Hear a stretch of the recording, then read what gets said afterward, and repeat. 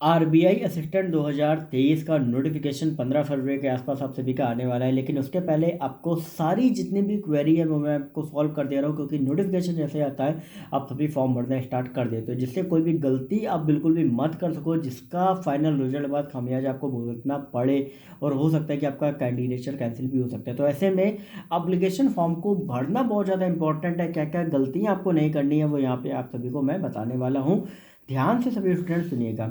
सबसे पहली चीज़ कि यहाँ पर जो आपके स्टेप्स होते हैं वो आपके 4 स्टेप्स होते हैं। पहला रजिस्ट्रेशन होता है, दूसरा एप्लीकेशन फॉर्म फिल करना होता है, तीसरा आपका फोटो एंड सिग्नेचर अपलोड करनी होती है, चौथा आपका जो पेमेंट है वो आप सभी को करना होता है। अब क्या क्या किस किस तरीके से आपकी चीज़ें रहती हैं, क्या क्या गलतियाँ आपको किन किन स्टेप पे आपको नहीं करनी है।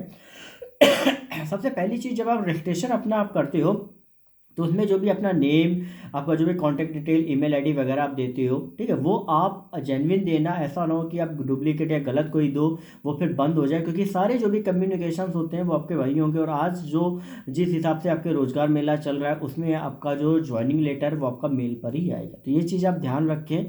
दूसरी चीज़ ये कि जैसे ही आप रजिस्ट्रेशन आपका कंप्लीट होगा उसके बाद एप्लीकेशन फॉर्म में आएंगे, उसके में आपका जो अपना नेम है, फादर्स नेम, मदर्स नेम, या आपका हस्बैंड नेम, या आपका बाकी जो भी डिटेल्स आपकी हैं, ठीक है, उनको एक बार अच्छे से वेरीफाई कर लेना। वो जितनी भी डिटेल्स हैं वो आपकी जो मार्कशीट सर्टिफिकेट आपके या तो उनसे मैच करनी चाहिए, नहीं तो कोई भी आइडेंटिटी प्रूफ है उससे मैच होनी चाहिए। मान लीजिए कि आपका आइडेंटिटी प्रूफ और आपका सर्टिफिकेट में आपके अलग अलग नेम्स हैं, तो आप सर्टिफिकेट में जो नेम्स है उसी को ही फिल करिएगा, आईडी वाला मत फिल करिएगा। ये चीज़ें आप ध्यान रखें। लगातार कई स्टूडेंट के साथ सेम ये इशू आता है।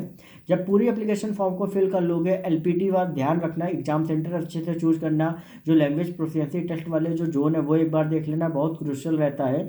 ठीक है, जैसे ही आप उसको आपका फाइनल सबमिट बटन करोगे, एप्लीकेशन आपका फिल हो जाएगा, उसके बाद आपका आएगा फोटो और सिग्नेचर। एक चीज़ ध्यान रखना कि कोई भी अगर आप पर्सनल डिटेल में आप गलती करते हो तो फाइनली आपका जो एप्लीकेशन वो एक्सेप्ट तो हो जाएगा, लेकिन फाइनल डीवी में आपको रिजेक्ट भी किया जा सकता है, आपका कैंडिडेचर कैंसिल किया जा सकता है। तो एप्लीकेशन फॉर्म को आपका फाइनल सबमिट बाद एक बार अच्छे से चेक जरूर से जरूर कर ले, तभी आपका जो प्रीव्यू बटन है वो आप सभी को अलग से दिया जाता है। ठीक है, अब इसके बाद आपका जो फोटो और सिग्नेचर रहता है वो एक बार ध्यान रखना। फोटो जो है वो लाइट बैकग्राउंड में आप अपलोड करना, सिग्नेचर जो है वो ब्लैक बॉल पेन से आप लिखना, पॉइंट पेन से आप लिखना, और सिग्नेचर भी आप सही से अपलोड करना। फोटो रोटेट ना हो पाए, सिग्नेचर रोटेट ना होने पाए, सिग्नेचर विजिबल हो, ऐसा ना हो कि इतने बड़े पेपर में छोटे सिग्नेचर अपलोड ही हो। ठीक है, तो ये बेसिक बेसिक जो चीज़ें जो स्टूडेंट लगातार गलती करते हैं, जितने भी फ्रेशर्स हैं वो ध्यान रखें। बाकी इसके बाद आपका जैसे ही फोटो और सिग्नेचर होगा, इसके बाद फाइनल पेमेंट का ऑप्शन आएगा, वहाँ पे आपको एसबीआई के प्लेटफॉर्म कई लोग यूज करते हैं, वहाँ पे जाओगे, वहाँ पे फिर आपका अलग अलग एसबीआई के लिए अलग कॉलम आएगा, अदर के लिए आपका अलग आएगा।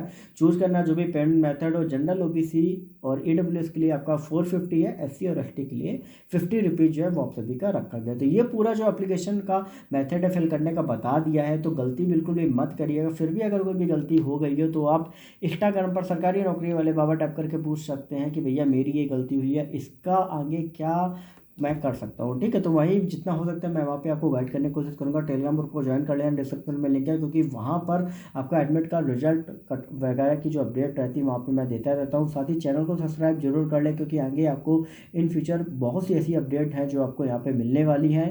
ओके।